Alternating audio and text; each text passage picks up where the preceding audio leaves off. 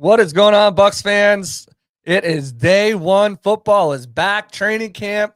Football is in the air. The grass is cut. It smells like football. The pads are clanking around together.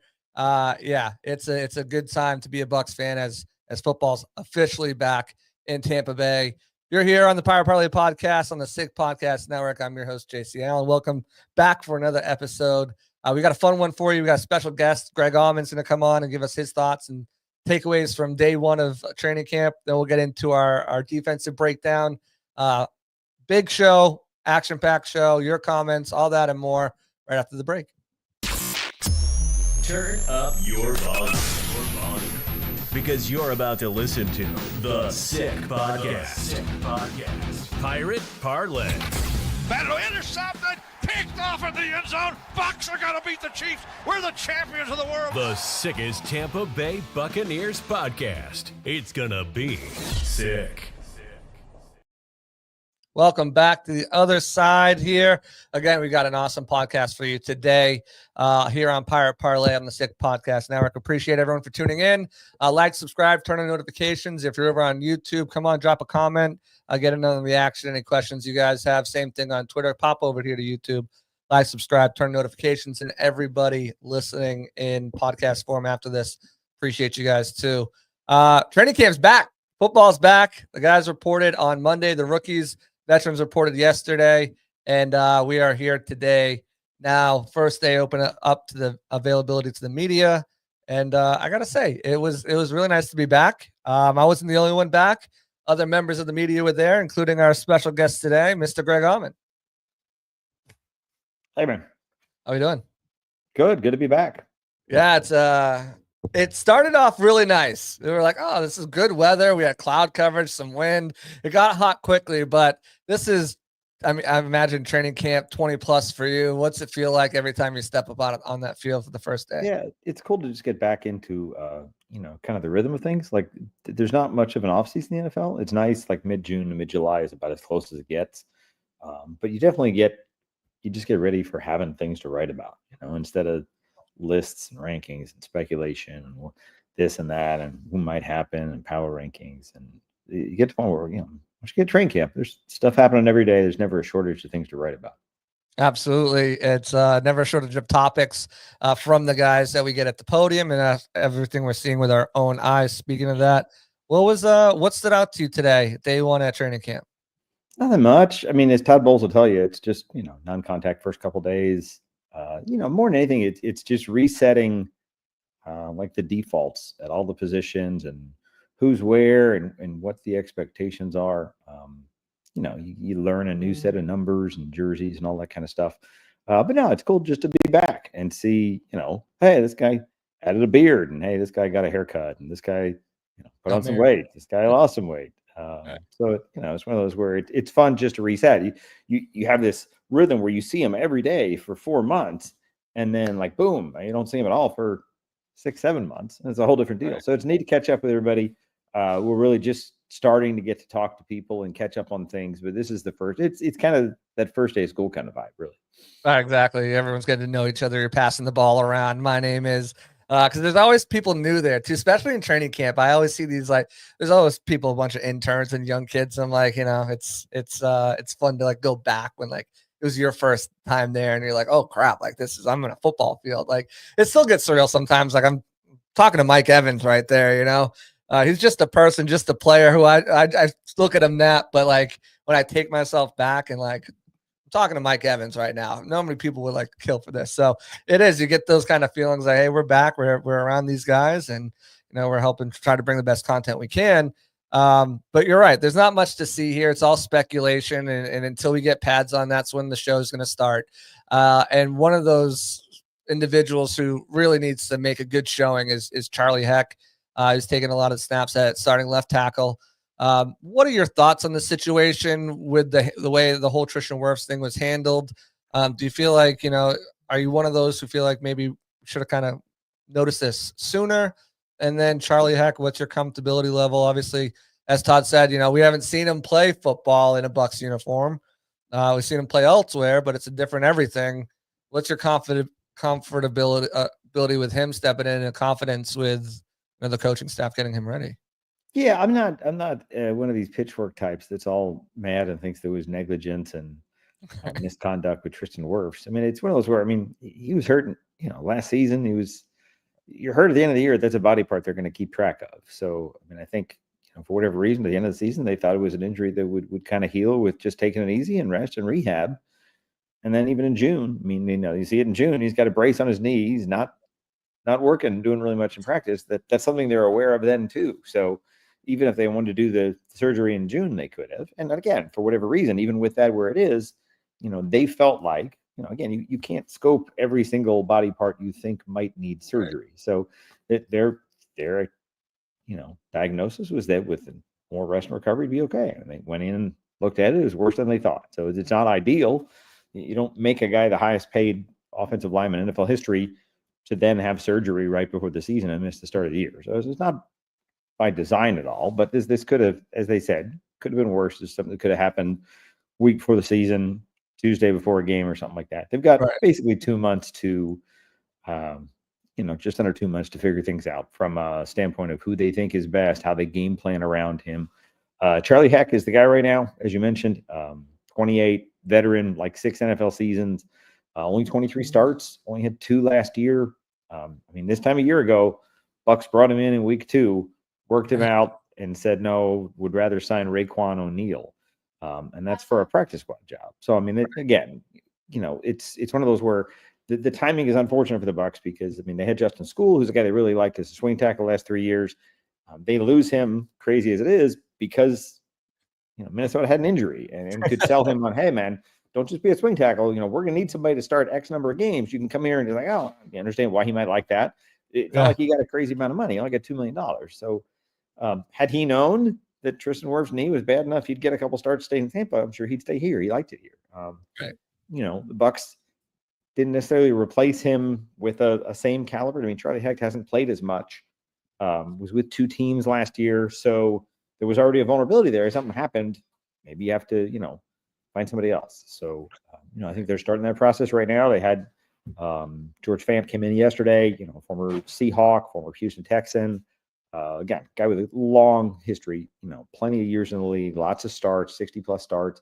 Had him in yesterday, had to get him Chris Hubbard in today, who's been in the league, 34 years old. So not something you're going to build around long term, but if you need a quick fix, 1 month, come in, be a little bit more. It's a matter of how sure a thing you can have. And the advantage right now is that Charlie Heck hasn't worked with these coaches at all beyond this spring. So there's not a whole lot of like, wow, if we're bringing somebody new, there's no way they're going to learn what they want to do. So I think there's more people they're looking at still this week. So, kind of just one of those, no stone unturned kind of things. It might be that after all these things, they decide Charlie Heck's the best one. But, I think it's one of those where, you can spend a big part of the next, whatever it is, 5 weeks, 6 weeks, preparing to make sure that it looks like you knew you weren't going to have Tristan Wirfs if you don't have Tristan Wirfs. And you figure it out for week 1. If you get through week 1, you figure it out for week 2, and you go from there. So it's a huge position to have an injury yet. But again, it's something where they have some time to plan. They've had times where they lose a tackle in season. They got a backup that gets thrown in there with basically 3 practices to figure things out. Whether it's Heck or somebody else, they're going to have 25, 30 practices to get ready. And then, I think they'll be prepared. Exactly. And you mentioned the guys they're bringing in with George Fant, not Noah, and Sam Hubbard and these guys like that.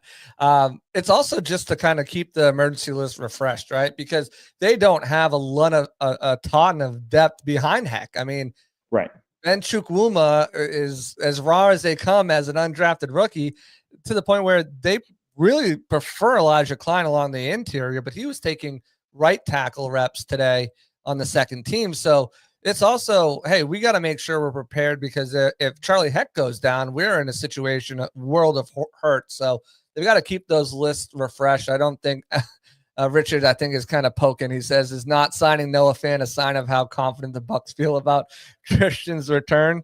It's funny. The Noah Fant thing, like day before, Seahawks cut Noah Fant. So I'm like, well, in terms of tight ends they could bring in, I don't think of their tight end depth as being amazing.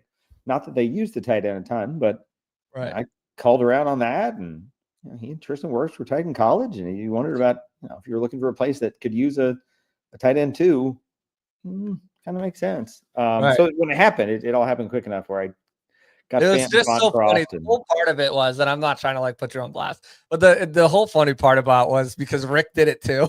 And then like 8 hours later, Aaron Wilson did it. Like, I know, it was all crazy. a joke. It was so People are wild. still getting them crossed. I mean, And Richard did it up by accident too. He just put in the comments. Oh, really? Okay. Did it I thought by that was accident. just a joke. So no, me too. So it's just funny. But no, I think this is like refresh. Let's see. If they're going to make a move, I don't think it happens before next. Was it Pads go on Monday? They go for 3 days next Thursday. I think they'll want to see, all right, let we having Heck and Pads for 3 days. And then like, if that's not enough, then maybe we call George back up, or maybe we call one of these guys in and say, all right, we need to prepare ourselves with a little bit more extra. But I don't think they'd be so quick to make a move without at least seeing what he can do in a padded practice. Yeah, I mean, to bring those guys in, I think they're looking to sign somebody. Honestly, it could be they're just underwhelmed by the whole lot. But to me, it's as much. It's not just like they can upgrade on Charlie Heck. It's they got 6 weeks where Charlie Heck could get hurt now. Right. And if you didn't like things with Charlie at left tackle, there's a lot less experience behind him. So it's like, right now, not only is Wirfs out, Sua Opeta is out, and Silas Jancy is out. So you're missing a lot of bodies in there. Right. 3 of the backups today on the second line were undrafted rookies, and it's exciting. It's not necessarily what you want week one when you're trying to field a roster. So it's one of those where, again, these young guys will have a chance to impress. They're going to have some tough decisions at the end of August in terms of choosing between proven veterans and guys on the way down at the end of their careers, or guys where they're completely unproven and on the way up. Right. And you can almost think of them like late round draft picks today. Yeah, it's going to be interesting. While we're on the tackle position here, what are your thoughts on Luke Gedeke? Do you think he gets an extension before camp? Zach Tom contract, I think, just came out, and I think it's pretty comparable to what you would see the market is. $22 million annual average. Whether the Bucs could get a little bit less than that because of the whole Florida no state tax type deal or anything like that. But is that where you think the starting point is? And do you think there's a chance to get it done, or does he ride it out like Mike Evans had to do and Antoine Winfield had to do? I just feel like the tackle market's so volatile that if they wait, they could be looking now they're paying $26 million instead of 22, 21. Yeah, it could. I mean, Gedeke makes the most sense as a guy to do it now. I mean, I think they like Zion McCollum every bit as much, but they just put 2 high draft picks into corners. So what you don't want to do is give Zion a huge deal and then realize that maybe that guy you drafted is actually better than Zion McCollum. And you don't want to have an expensive corner on your bench. I mean, Dean's kind of in the same boat. So I think corner is a position that's a little bit in flux, and they definitely, again, they run the risk of Zion has, 6 interceptions as a Pro Bowl season. Now he's going to cost more to keep. I think it's easier to hedge that than it is tackle. Tackle, Gedeke, they like a lot. And again, I think his people, felt pretty good about seeing what Zach Tom got in terms of knowing here's a guy, again, 3rd year, 2 years as a solid starter, no Pro Bowls, no all pros, just, solid above average starter. They like the continuity of the line. It's one of those tricky deals where they're going to have to pay Luke a year from now, and then a year after that, it's going to be Cody Mauk. Before you know it, Graham Barton gets on. So they're going to go from a really nice young offensive line to an expensive offensive line in about 3 years. But yeah, I think it would make a lot of sense if they get it done. They have cap space. They have the future cap space. They like Luke. If you're Luke Gedeke and you just missed 5 games with a concussion, it's probably good to go ahead and lock up $40 million guaranteed, just so you have it. Again, I think Luke's fully confident he can push through a lot of things, but that's not something to joke about. He's earned the right to a massive paycheck. You think about what he's gotten in his career up to this point and what he can get, one day sign that contract, boom, it's, not 10-1, but it's a pretty good upgrade in terms of just how secure your family is for generations. Right. Especially with Tristan Wirfs bringing it back up. He was talking about Ali Marpet retiring early, and so that's something that I've had conversations about if I want to go out on my own terms and with my health intact. So, that's becoming a bigger thing against offensive linemen, and with Gedeke having the issue with the concussions and wearing the Guardian helmet now, even on games, that's something that, could definitely attract him, even if it was for less than what Tom made. So that's gonna be interesting. From one side of the line to the other side of the line, a big emphasis was Desmond Watson, kind of Todd Bowles got peppered with questions about him and about his weight and about the reason for him being on the non-football illness. Did confirm it was because his weight. What do you make of the situation? Do you think this is something that he can turn around?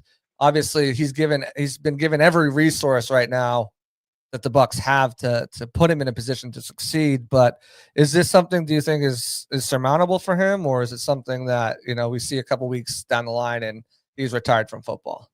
Yeah, I don't know about retired from football. I mean, he's got a chance. If he can drop the weight on his own, the chance will be there for him. But that's a really big first step. So, I think to see, I don't know what Des Watson weighs right now, but he looked a lot like he did in minicamp. It didn't look like he had some substantial, amazing body change in 6 Right. weeks. So that's tough. Again, this isn't a new idea that he would benefit from dropping a lot of weight. I'm sure Florida had instilled that in him, had tried to surround him with the right support structure to happen, and it never really happened. So the Bucs, I thought, rather smartly took a flyer. I mean, it's $70,000 gamble. It's a penny by NFL standards. So then it's just a matter of, I had thought that the plan, I think what Des thought the plan would be for him, he didn't need to make the 53 here. I think he just thought if he can get a spot in the practice squad, spend a year learning how to be an NFL D tackle, continuing to get his body better. Don't worry about trying to get in games this fall. Don't worry about trying to make the 53. Worry about sticking around, getting your body better, and putting yourself in position to compete for a roster job a year from now. He's a young guy. It's not, age is working in his favor. Right. So to see him, I had kind of gotten word like 2 days before camp that things hadn't gone well, might not be there long. So I was worried when rookies reported on Monday. I was worried that this is a situation where you fail a physical because you don't hit a designated weight. And what they've done is to hedge that, is to say, okay, well, we're going to put you on. NFI is not a nice thing to get put on. You don't get paid when you're on NFI. If you were making $18 million a year and you come in on NFI, you don't get paid. There's nothing there. It's because they're saying that something outside your football is the reason you can't go. So again, that you can take him off that at any point. So if he has 3 good conditioning days and they feel like, hey, he's 5 pounds lighter, it's in the right direction, let's let him go practice. They can do that. Right. Or they can hold it over him and have him next to all these guys who are practicing. I mean, he's walking around D-line meetings today in practice. He's just not in full pads. He's not participating. You can tell he wants to be there. He's a good kid, really nice guy. It's just it's a hard thing to drop weight, and he's trying to drop weight at a time where he's also trying to keep all his strength. Because if you drop weight and you drop some muscle with it, now you're getting pushed around. So it's kind of a delicate thing, and something that he wants to do. I think the Bucs want him to do. He's a likable guy. He's a local guy. It's just, you have to start making progress in the right direction. Realistically, they can keep him on that list. If you're not intending to have him compete for DL6 on the roster, you don't need him to practice that much. He's counting against the 90. So, I guess there's a spot being taken by him. Right. But if your investment in him was down the road, if you weren't thinking of him as, that guy can help in week 1, exactly, then you can keep doing what they're doing. And he can train on the side. If you're running around in the Florida heat for 2 hours a day, that's an effective weight loss all by itself. I think, to talk to Des this spring, he was doing all the right things in terms of eating, had never had more of a support system around him in terms of trainers, nutritionists, and all the right people to monitor what he's putting into his body, how many calories are going in, how much he's doing. Those NFL people are professionals. They're also not used to dealing with someone who weighs that much. So it's a little bit of a new challenge for them too. But again, I don't know whether it's something where, again, it's one of those where if you get 3 injuries in camp and your depth is hurt everywhere, you have to make tough decisions as to who you cut to make room. And unfortunately, he's put himself in that vulnerability now where everybody stays healthy. You don't need to make roster changes. Maybe they got some patience for him. But if things don't happen and if they need to pick up healthy bodies at other positions, that's where you make your cuts, unfortunately. So I just think he's put himself in a vulnerability. 70,000 as a guarantee is not a big thing for an NFL team to walk away from. That's less than a seventh. That's a third of a 7th round draft pick in which you get hit with on some of those bonuses. So it's, he's on thin ice, so to speak. Yeah, definitely. I think they would love to have him because if you look at, we got to little glimpse of it in mandatory minicamp, him and Vita Vea lined up next to each other, Mm. it becomes a very difficult situation. You're almost taking 4 blockers off a 5-man line just to block both of those guys at the same time if he can get to that level. So I think they'd love to have him there as well. It just, the onus is on him to do the right thing. I would be remiss if we didn't talk about some of the things that went on defense today, because it was quite fun to watch. Just your thoughts on Antoine Winfield Jr. I know everyone's been worried about him. Can he get back? I mean, again, caveat, obviously, shorts and t-shirts, but he didn't seem like to miss a beat from his old self in camp today. Yeah, I mean, if they can get 23 Winfield back, man, that's a huge difference for this defense. You know, I felt like Bowles made a point the other day. He said he didn't think that Winfield was that hurt last year. I thought he was. I thought he got hurt really early on, missed time, and when he came back, he just didn't seem like the same guy. So, you know, I think it's on him now. You know, it's like that's all he's had on tape, with the pressure being the highest paid DB in NFL history. And you come back a year later and there's like, whatever, 9 guys making more than him now. But instead of just like, you know, nice scrappy little second round pick, he has expectations to meet. You know, he's somebody who, again, is kind of that class that came in with the Super Bowl and has such high expectations, has known nothing but playoffs every year. Right. But kind of needs to be, you're going to make $20 million a year. You got to be a Pro Bowl. You got to be a leader. You got to be the guy that sparks this defense. So today was nice in that it was more of that. It was more of the old Antoine Winfield. We talked to Jalen McMillan after practice, and he's like, Tweezy was everywhere, man. He's like a ninja on the field, he said. Yes. And that's right, because, again, like when Winfield can play with confidence, we can move with speed, where he's confident in everyone around him.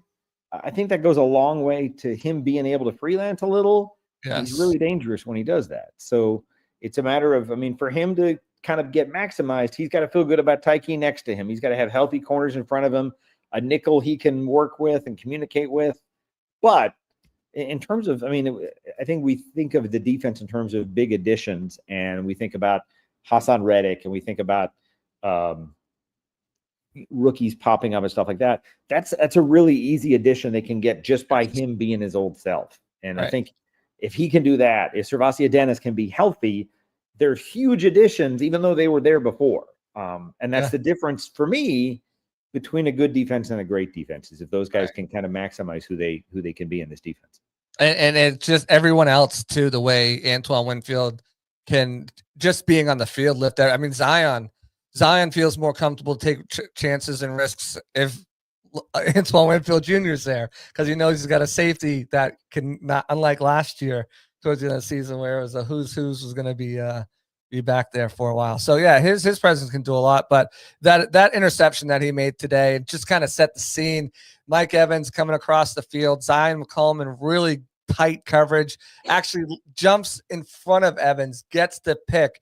As they're falling out of bounds, Evans rips back over and rips the ball out. It comes flying, popping in the air. And because those two giant individuals were there, they almost blocked out Antoine Winfield Jr., who was there with both tiptoes right on the line, comes down with the cradle catch for the interception.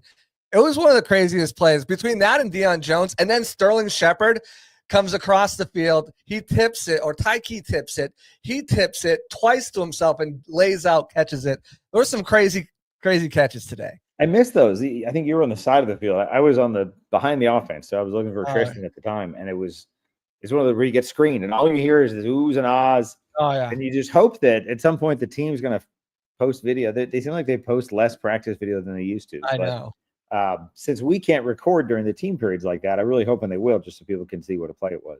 Yeah, I hope so too, because it was crazy, both of those plays. And then on that interception that Antoine Winfield makes off Baker Mayfield, the very next play he gets another pick. He just steps in front of the ball, makes another pick. The cool thing with that one was that they work out. They're kind of in midfield when they do it, and all the coaches and defenders are behind the offense. All the backups are behind the offense.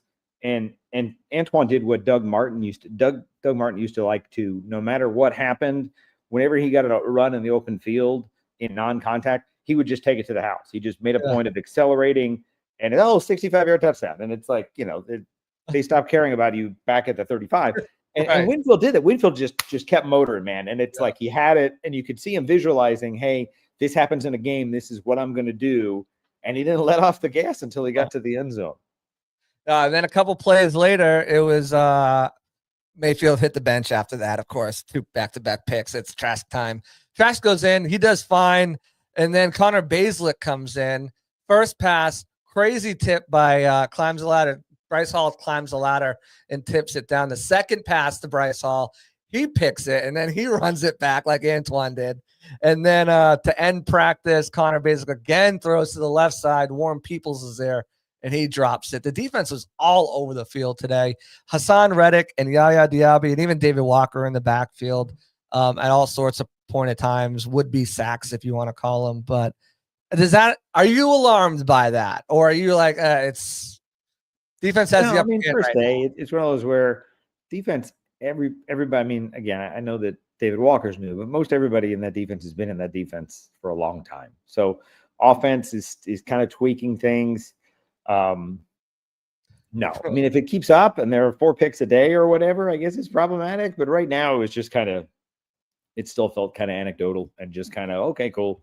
Couple tip balls. I mean, that's what they need. If there's an area that fans should be pulling for and rooting for every day in practice, it's them thinking about the ball being in the air and turning it into interceptions. Because that's the single area where they can make the absolute biggest growth in 25 is going from a 7 interception season to 20. You should have 7 in your best 2 games. Right. You should have 7 unless you're coach Rapone, he wants 7 in every game for Antoine Winfield. Like you always want a number, like a hard, like, hey, what about like Carlton Davis? I think said 30 one year, and we didn't know if it was 30 picks or 30 takeaways. And and then next is like, 7 every game. I expect 7 from Antoine every game. I show him 7 times a game he could have had an interception. I think at some point they're gonna stop throwing it, but sure, maybe. That's great. Before we get you out of here, I got 2 questions for you. One, I'm going to give you the same question that Todd Bowles ducked me on today. And then the second one is just, so I'll start with that one. What's out of all the groups that are up for battles, like, and they're small battles, right? Like wide receiver 3, who's going to be 5 and 6, the offensive line, safety battle, cornerback, what position are you looking forward to watching play out the most? And then who's someone that we're not talking about enough, you feel that should be talked about as we head into camp? And if they flounder or flunder, whatever, it doesn't matter. But if they shine, you get all the credit. Yeah, I mean, the position, I think that'll be the one to watch and the one to keep people interested in the second half of preseason games. I think it'll be receiver, just because I think it's like Jenna did her 53 the other day, and she only had him carrying 5 receivers. So, I mean, it's literally the big 4, Tez, and that's it. And that's not 5 with Godwin, like on pup or something. That's 5, period.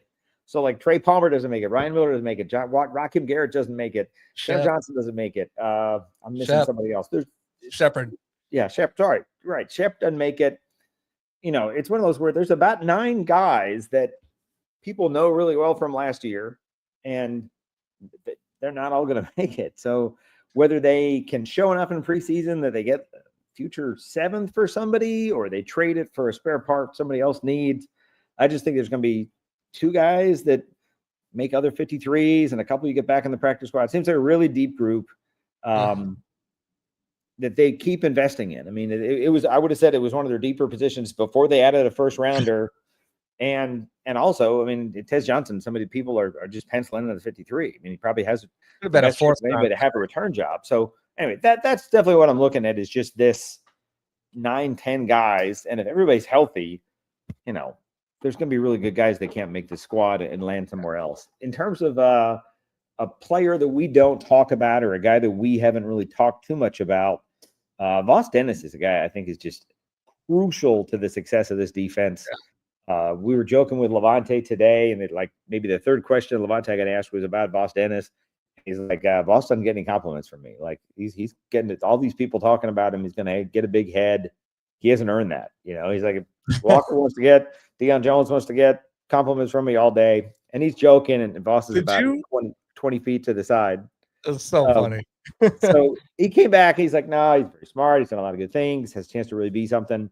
So it's neat in that, like, they're literally to the point where it's like, hey, We got to stop talking nice things about Voss Dennis. I know the question was who's not getting enough attention. I don't know that in the media we talk that much about it, just because that was supposed to be such a position of need, and everybody's thought is taking a linebacker in the first round, or in worst scenario in the second round, and they ignored the position. They went the whole draft without taking anybody. I mean, Anthony Walker, I think, can help them, but that's essentially a swap with KJ Britt. That's a guy who's been a starter, but yeah.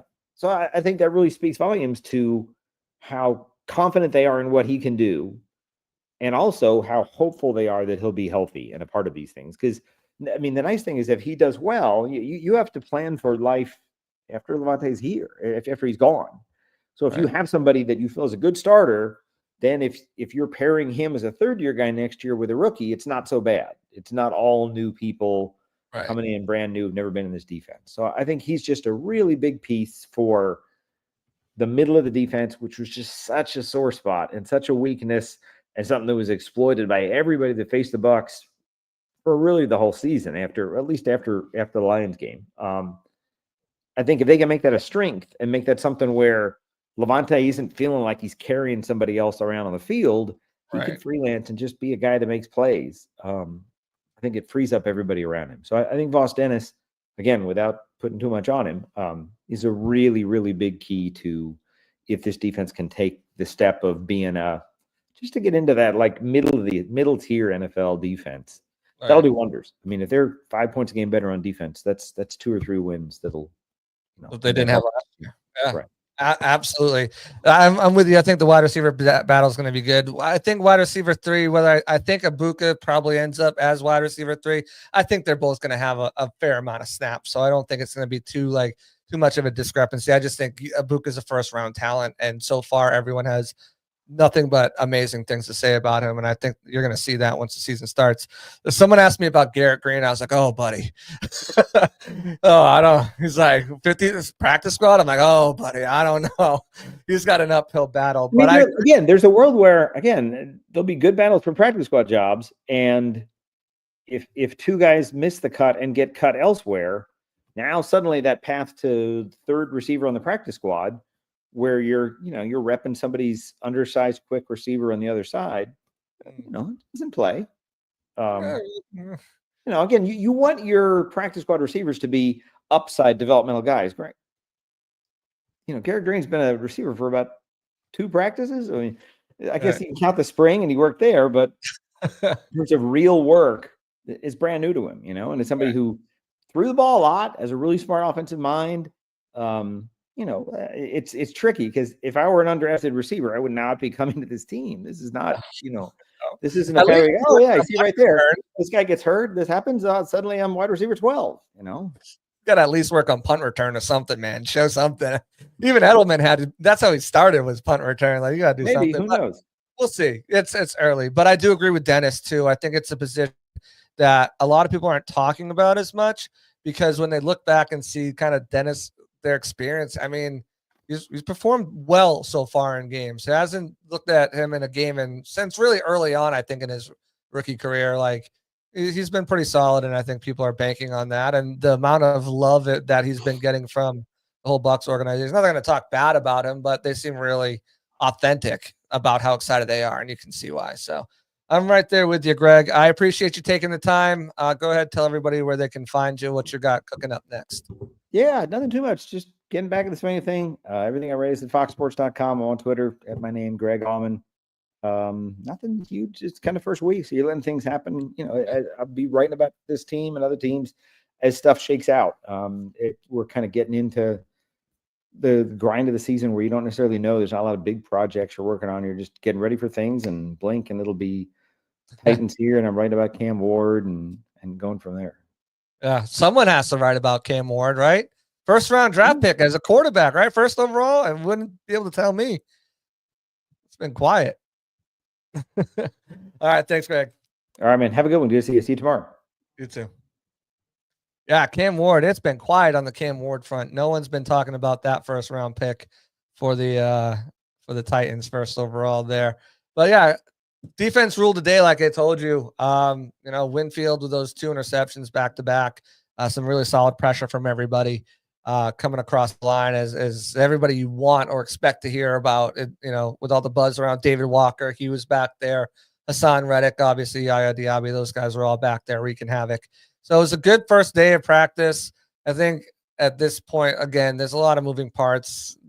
Offensive linemen aren't in pads and everything like that. There's a lot of stuff in play that Monday is when it really starts. Monday is when we get the padded practice, and that's when training camp starts. It's just more continuation of mandatory mini camp right now, just with a little bit extra heat and onus on it. But yeah, that's when we'll get the real tough look at what this defense can do against this offensive line and what Charlie Heck can do and how he performs going against, some of his own guys. We get the one-on-ones, which will be a lot of fun too. I see Richard asked a question as Bucs Media, how long do you stay at the facility during camp? It all depends on the day. It all depends what needs to get done. So training camp starts at 8:30. I think I rolled in the building around 8:20, got my credential, dropped my bag in the media room, and then I went out to practice. Practice lasted from 8:30 to 10:10, and then press conferences are right after that. So within 5 minutes, Todd Bowles is sitting down at the table, and then we'll get players usually about the next 30 to 40 minutes, depending on where they're at, because some players have to go to lift afterwards. Some players, everybody has a different thing that they need to do after camp. All the position coaches go meet with the position coaches, and they do their coaches meeting right after. So they dip off to the side. But, on an average day, you get Bulls, and then maybe you have a player ready there, and then maybe about 10 minutes, 5-10 minutes later, another player will come over. You get 3 players usually every day. And then, if we want to, as media, we're able to grab guys coming off the field for stories or quote pieces or stuff like that, or any opportunities we want to present to them. And then you're out of there. So you're probably, I think today I left at like 11:10, maybe a little bit earlier than that.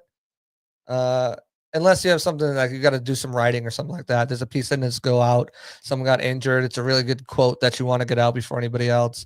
Then maybe you stick around and you write that. But usually most of the time people they're for camp, they're out. They want to go home, shower, they got other things to do. So that's a day in the life, or at least day one today, training camp. But I spoke about the defense. We spoke about the defense. Let's speak about the defense a little bit more, because we did not able to get a pod off before training camp, but I still wanted to go over our defensive side of the ball. When it comes to training camp, what battles, kind of just the roster, what you're seeing as far as the roster. So let's pick that back up from where we left off. We'll run through that pretty quick here. Any questions you guys have about camp, anything, drop on the side. I'll definitely answer them. Like, subscribe, turn on notifications. If you're on Twitter, retweet. That's cool. And like if you don't want to come over to the YouTube side, but go ahead, fire away questions wherever you're watching from. But let's bring up the defensive line room as it stands right now. Vita Vea, Big Vita Vea is the starting nose tackle. Kalijah Cansey's started there when they're in their 3-4 set, which isn't as much as you would think. Logan Hall's a guy with his hand on the ground next to Vita Vea. Greg Gaines is locked in as their 4th defensive lineman. Elijah Rogers is who they drafted in the 5th round this year.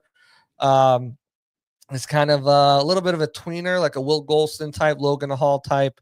He's going to be able to play up and down across the line in different formations. Maybe not nose tackle, but definitely, one tack in some of these different positions. They'll be able to put him at. CJ Brewer made the 53 last year. He was with the team. He initially did not make the 53-man roster. Was elevated in week 1, 2. And then that was due to the Kalijah Cansey injury. He was elevated to promoted to the active roster in week 3 and stayed there for the rest of the season. Mike Green is also a returner. He made the 53-man roster in 2023 out of camp. Last year, he was on the practice squad, elevated for first 2 games, I believe. So they've got him. He's played, and I think 17 career games. Adam Gotsis is someone that added late last year to the practice squad.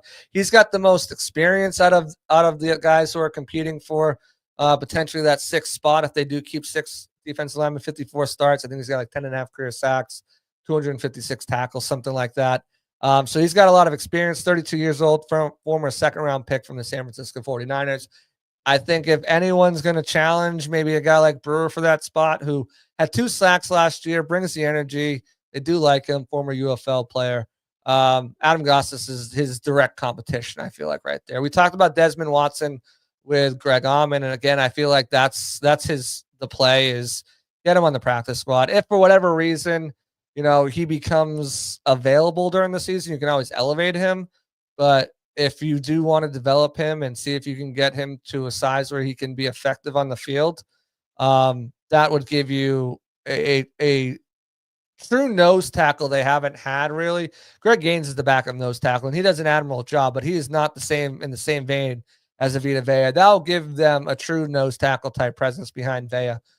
Not as fast, but maybe in the kind of form of like a Keith Traylor or a Ted Washington. Just a big size. He can move a little bit and he'll get some sacks, but he's not a pass rusher by any means. Maybe that's something that you can develop him into. And Nash Hutchmacher is undrafted free agent. He faces an uphill battle, but he'll be given that opportunity. It's really, I think, wide open for that 6th spot.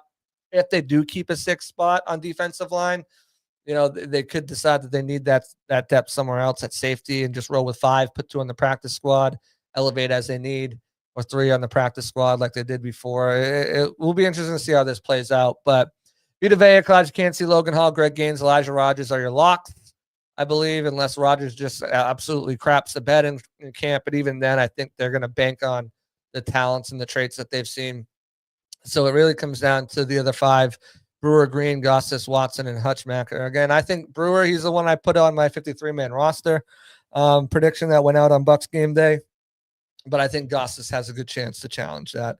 While we're on the subject of defensive line, Richard's got a question. He says, what does Cansey have to work on to elevate his game to be a premier defensive tackle in the league? Staying healthy. Really, Richard, I don't think it's a lot.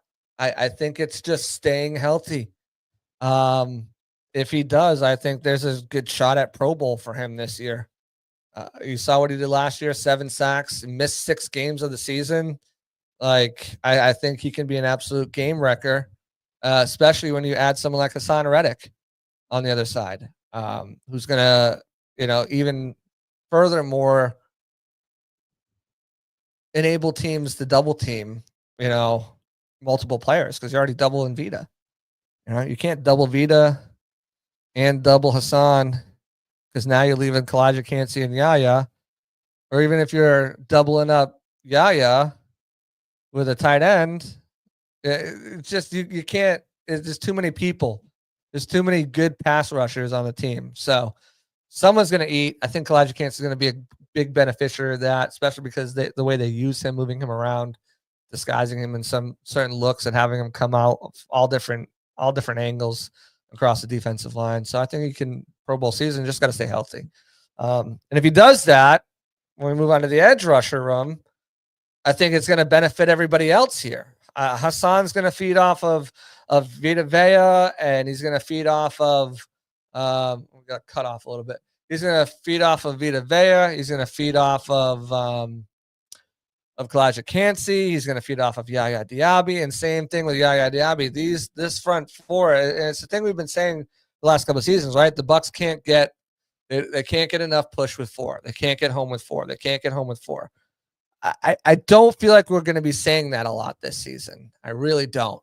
I think Reddick, that addition of him is a lot of people have questions because of last year went down, but I don't think that's indicative of him as a player or of what he wants to be known for.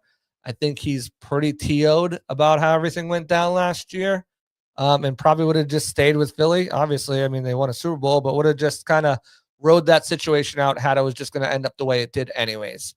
And, it is what it is, but I think there's a lot that he's got that he wants to prove. And same thing with Yaya Diaby. Last year people thought it was going to be his breakout year, and to an extent it was, as far as racking up the statistics that show you're an effective pass rusher, except the sacks. And I think a lot of that was because he was the one teams were paying attention to.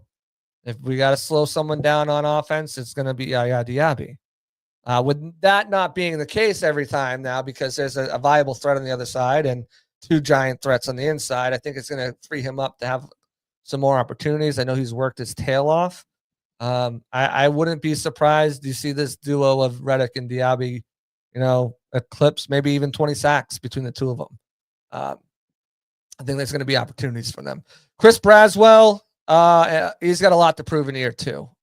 So much so that the Bucs re-signed Anthony Nelson. That was probably more of a no-brainer. It didn't really affect anything that Chris Braswell did.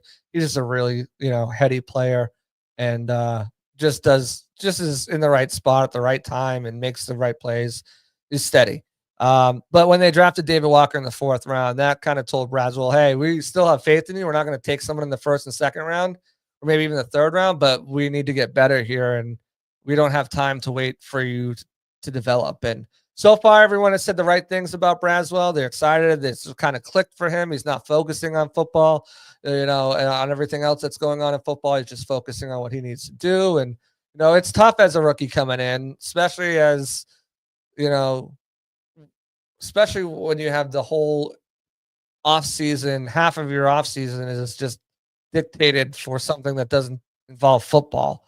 And I always say that, especially at some of these positions where maybe they're not at the playing weight, or maybe they're not training for what they do. No edge rusher is running a 40-yard dash or really doing a short shuttle cone drill or anything like that. So, year 2, they get to focus on football, and I think the Bucs hope, and they've said the right things, that Chris Braswell, it's up to him to make them believers, because David Walker's going to be right there to come in and get some pressures too. And the Bucs are really excited about this kid. I'm really excited about this kid. He got in the backfield today, made his presence felt along with Reddick and Diaby back there too. But there's just something to like about the way this kid plays ball. He brings speed and power. He doesn't just win with one or the other, and he's effective in both ways. And he just knows how to rush the passer. Some players just know, and he just knows how to do it. Jose Ramirez, I wrote about this in my training camp, 6 questions on training camp on defense. Can he hold off Marquise Watts? It's not a deep room here as far as the competition. If the Bucs want to keep 6, they did so last year. If they want to keep 6 again this year, Jose Ramirez has got to fend off Marquise Watts. He did it last season. Let's see if he can do it again this season. But it's a make or break year for really both of these guys, because if neither one of these guys step up, and everyone remembers Jose, you got the hat trick in the preseason game last year. If he can step up and show that he can, play hard and capitalize when his number is called, he's gonna have to play special teams. Then he'll get that spot. If not, it'll go to maybe Marquise Watts. One of the guys will end up on a practice squad, or maybe both. But the Bucs' top 5 are locked in, and in that battle for the 6, it's Ramirez, Watts, and Peoples going to give it his all, but comes in at a severe disadvantage. Ramirez and Watts both going into year 3 with the Bucs and knowing this defense. So fun room to watch, especially to see if Reddick and Diaby can take that step together to make this defense go from good, to great. And we talked about it with Greg. In order to do that, this linebacker room is going to have to step up too. And that starts with Servassier, Dennis.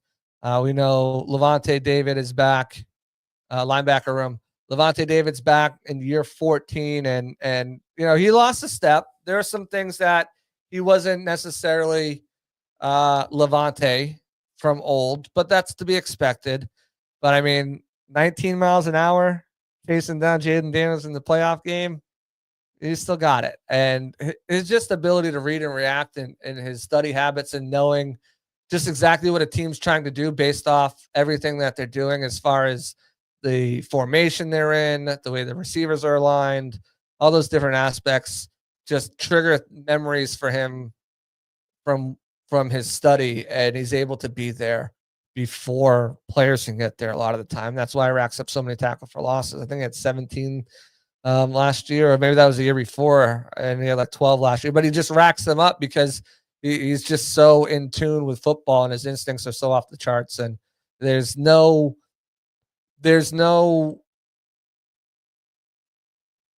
his reaction his processing speed to reaction speed, there's no delay.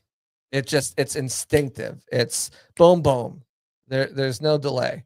And that's what makes him so good. And Servassier Dennis, is someone who Levante on my podcast last year said, I think he can take over the mantle when I step down. And so far, what we've seen from Servassier has, when he's been healthy, has been what Levante's been. Someone who's good in coverage, can blitz the passer, very smart, instinctual, solid against the run. I'm not saying that he's, the next Levante David, but wouldn't it be fitting if he is? Wouldn't it be fitting if he is? If you think about it, Derek Brooks to Levante David to Servassier Dennis.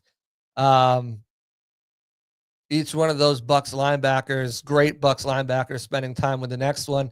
It'd be interesting. I think he's got all the tools too. I think he's just got to stay healthy, and I think that's the biggest thing, because if Dennis can stay healthy and play to a level that I think the Bucs expect him, and I think I expect him to play at, I think this defense with an improved front four and depth on the back end has a chance to be really special. Guy who's injured right now, non-football injury list right now, Anthony Walker. I kind of disagree with Greg a little bit. He said Greg compared him to KJ Britt. I think Anthony Walker is a better player than that, certainly more athletic. And I think that's a lot of the area where KJ Britt was limited, was his athleticism. Because when he was in a position, and even going back to when he was replacing Devin White, he just saw things so much quicker and was able to get there because he read and recognized it. Even though necessarily his speed wouldn't get him there. So if he, for example, he noticed a formation, he'd almost cheat and take chances because he just knew, based on what he saw, based on his study habits, that this was a run to the left. And I'm going to cheat to the left because I know it's a run to the left, and I'm going to get there, even though I'm not, it's not a speed play. It's a read and react and knowing play, because he just studied film. And I think if he had better athleticism, he wouldn't have struggled as much as he did last year. That's not the case with Voss. Voss has got the athleticism. It's just everything. Anthony Walker, he's got the athleticism. He's limited other places. He's not going to be as good as KJ Britt was against the run. He's not as strong as a run defender. And maybe that's what Greg was alluding to. You're trading one for one, but I think if you're a Bucs fan, you'd rather someone be better in coverage at middle linebacker than be against the run. And those are the two where those kind of contrast there. But Deion Jones, old man Jones, he's not really that old, but he's been around the league for a bit, former Pro Bowler. He's got that inside track to the fourth linebacker spot, but he'll be pushed by Antonio Greer Jr., who signed as an undrafted free agent last year, got into a couple games, playing mostly on special teams, and two rookies, John Bullock and Nick Jackson, both of them very uber productive, over 400 career tackles in college, smart, sound, instinctive. Both of these guys, to me, are more like the KJ Britt type, throwback special teams types linebackers who are going to come down and hit, not necessarily like uber athletic coverage guys. These are kind of those old school throwback 2-down linebackers that will thump you. They've got some range in coverage. I'm not saying they're in adept at it, but for the most part, that's their game. So I think Deion Jones has a really good shot at landing this. He's looked good last year in that game against the Commanders when the Bucs needed him to play. Played 15 snaps. Also played special teams as well.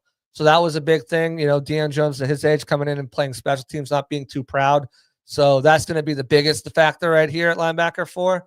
And, the fact that he's played it. He made some really good plays in spring camp, and also made that really good pass breakup on 3rd and goal against the Commanders in the playoffs. So I think he's got the inside track.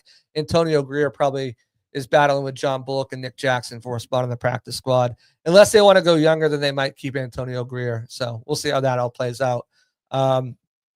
But again, this is a position. It's not like defensive line, outside linebacker. I think they could keep 5 at either one instead of 6, which I have them projected, and keep another, offensive lineman or safety or corner or something like that. I think linebackers 4. I think that's what they're going to keep, one on the practice squad, and that's pretty much it. Corner, though, is going to be really interesting to see how that all plays out. Obviously, Zion and Jamel enter as your starters. Benjamin Morrison, he had double asterisks there because he wasn't signed yet. He did sign right on Monday, so get that out of there. But Zion, Jamel end up as penciling as the starters. Zion's in a contract year. Jamel's got a lot riding this year, as his contract is very easily terminated or removable with the guaranteed money portion out of the way. And Benjamin Morrison, they drafted in the second round, probably should have been a first-round draft pick if didn't have the hip injury.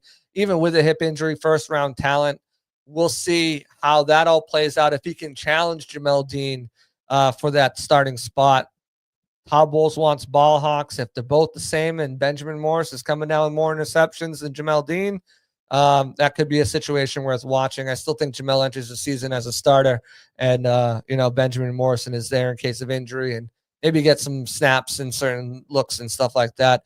Jacob Parrish is battling Christian Izien, who I have listed as a safety, but we'll get to him more for that nickel corner spot.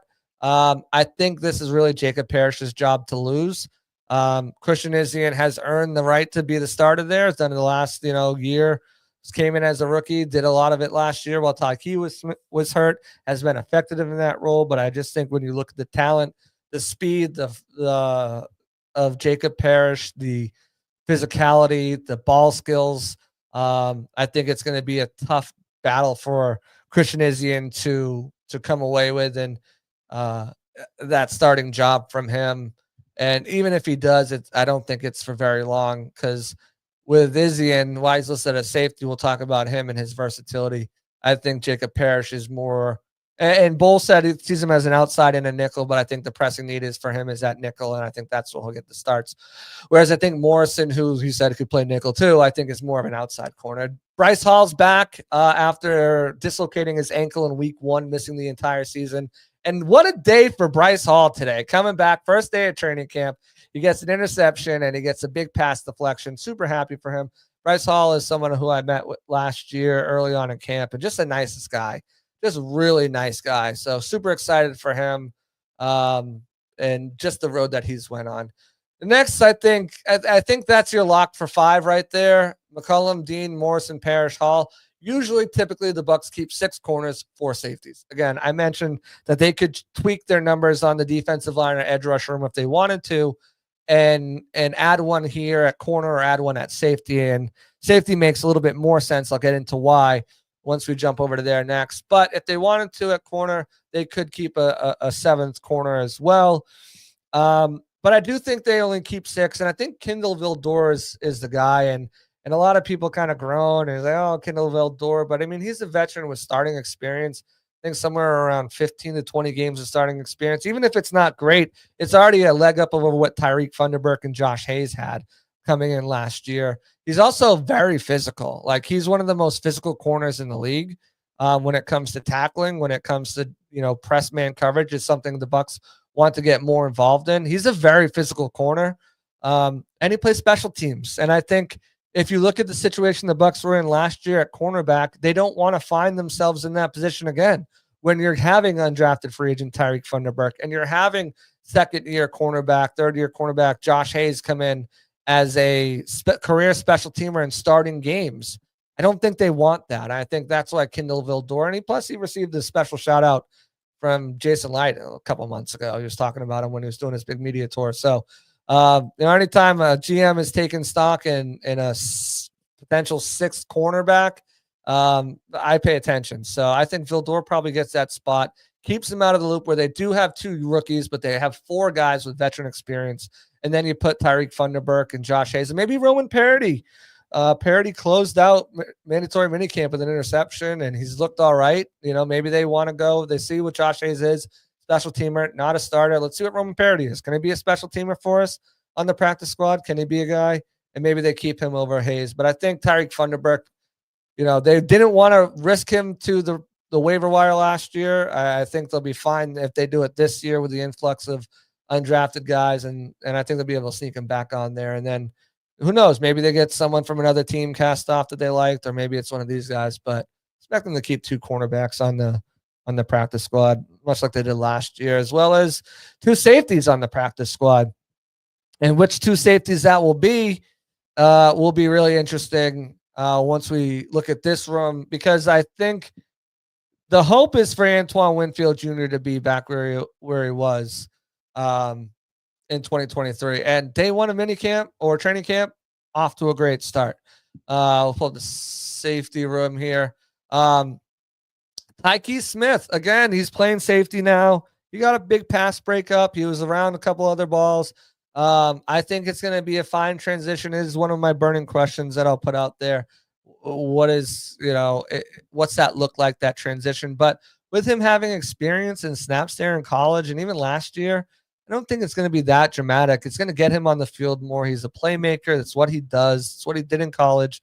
It's what he did last year when he was healthy and playing at his level, whether it be forced fumbles or interceptions, or he's just a playmaker. And I think getting him in that spot on an every down role is, compared to a nickel where maybe you don't have a third corner on the field, is a smart play for the Buccaneers. And with Antoine Winfield Jr., and if he's back at form, it's just going to help Tyke Smith. And again, those guys are so interchangeable. And that's one thing I love about, the Bucs safeties, and not so much if Jacob Parrish wins that, but if Christian Izien were to win that safe nickel cornerback, you can literally move Antoine Winfield, Tyke Smith, and Christian Izien all around. And I'm sure they'll have packages that. I'm sure when they go into their dime looks, it'll probably be Christian Izien in the slot, and you'll have Antoine and Tyke at safety. But you can move all those guys around and be interchangeable, and I think that's a lot of fun for Todd Bowles to have that ability on the back end in the safety room. And Christian Izien learning strong safety, learning free safety. He's played both already, but just continuing to get reps there,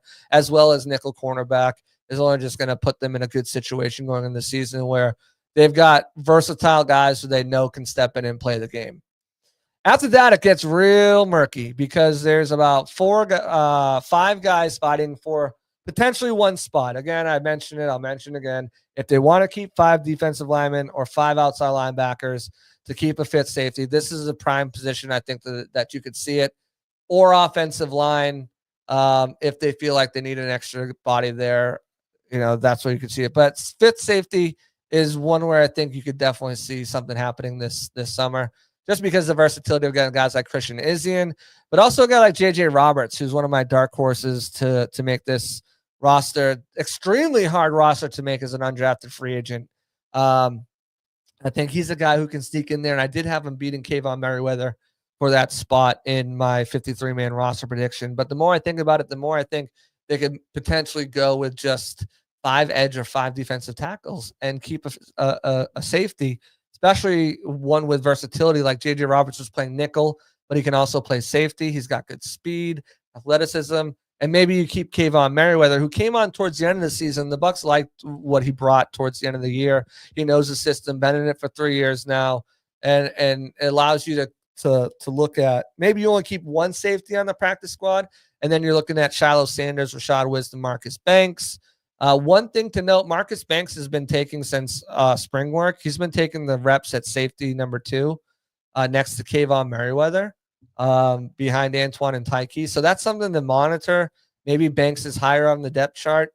JJ Roberts is getting those third looks at nickelback after Parrish and Izien. So, just kind of looking where guys are and what they're working on. So, Roberts, third nickel corner, Shiloh and Rashad Wisdom, third safeties. Marcus Banks is in the second safety with Kayvon. It doesn't mean anything right now because anyone can beat anybody out, depending on the opportunities they're getting. But as of right now, I think you're probably looking at Winfield Jr., Smith, Izien, and Merriweather. And then these guys are fighting, for potentially that 5th spot, or certainly for practice squad spots. And if it's a 5th spot, you're looking at one guy in the practice squad. If it's, only 4 spots, and Merriweather gets it, 2 of these guys. But you're looking at 5 guys fighting for one spot, potentially 2, with potentially 1 or 2 spots in the practice squad. It's going to be a lot of fun to watch, is what I'm saying, because there's so many different aspects that these guys bring to the table. So we'll talk about special teams real quick. I'm not sure if I got a slide up for special teams. I do. Chase McLaughlin's your kicker. Punter is Riley Dixon. Evan Deckers is your long snapper. Evan Deckers has no competition. He's by himself this camp, so he's just going to sit back and hit all of his snaps so he can just keep his job and not have stress. Chase McLaughlin is not under any pressure. Ryan Coe, bring him through camp. Give Chase McLaughlin a break. If you need someone during the season, you worked out Ryan Coe. He's been around. He knows how the things go down. He knows the coaches. You have someone. Jake Julian, is there a realm where he can beat out Riley Dixon? I'm not sure. Potentially. He was highly touted when he came in here from the CFL. Riley Dixon didn't get break the bank money. I think he's only making $3 million a year for the next 2 years. I think it was like 2 for 12 or something like that. 2 for 12, 2 for 6. I forget. It wasn't a lot of money. If Jake Julian is better than Riley Dixon after last year, you go with the best punter no matter what. That's something that could happen. I doubt it. I think Riley Dixon probably, he's been there, done that. But if I was going to look at any part of this special teams room and say, hey, watch out, it's Jake Julian over Riley Dixon. The other thing that I don't have here, which is going to be a lot of fun, is the punt return competition. Today they were broken into 2 groups. You had Jalen McMillan, Emeka Ibuka, and Rashad White in one field, and Cam Johnson, Trey Palmer, and Tez Johnson on the other field. Tez Johnson is I think the odds-on favorite to win this job, because if you get him there, you can use him on offense in a variety of ways. But it's going to be it's an open competition. All these guys are going to get an opportunity to try to win that. They're going to put the best man back there. So a lot of onus on Tez and Cam Johnson and Trey Palmer to try to win that job. Not so much on Ibuka, McMillan, and Rashad, but one of those 3 guys need to win that job in order to solidify their spot on the roster. All 3 wide receivers, likely your wide receiver 5, because of the punt return, and then that leaves about 10 guys competing for one spot. Should be really fun. But that's going to do it. We covered training camp today. We covered some thoughts from Greg Auman about what to expect going forward. And we also covered our defensive preview for the Buccaneers for this season. We'll have more next week, more training camp. We'll have padded practices. We're gonna get some guests on. We're back in the guest season. So we'll get some more players on. We'll get some coaches on. I got one for you already in the chamber. So you guys already know who it is probably, but we will be back next Wednesday, 7 p.m. as always here on the Pirate Parlay podcast. Again, like, subscribe, turn on notifications. Appreciate everyone watching on Twitter. Come watch on X, at the very least. Subscribe. Appreciate that. Thank you. Everyone who commented today, appreciate all the comments. Everyone listening in podcast format, appreciate you guys. Tune in next week, 7 p.m. Eastern, here on the Pirate Parlay podcast on the Sick Podcast Network. I'm your host, JC Allen. I'm out of here. Peace. And that's a wrap. Hope you don't miss us too much until next time. Follow the Sick Podcast Pirate Parlay on YouTube, Facebook, Google Play, and Apple Podcasts.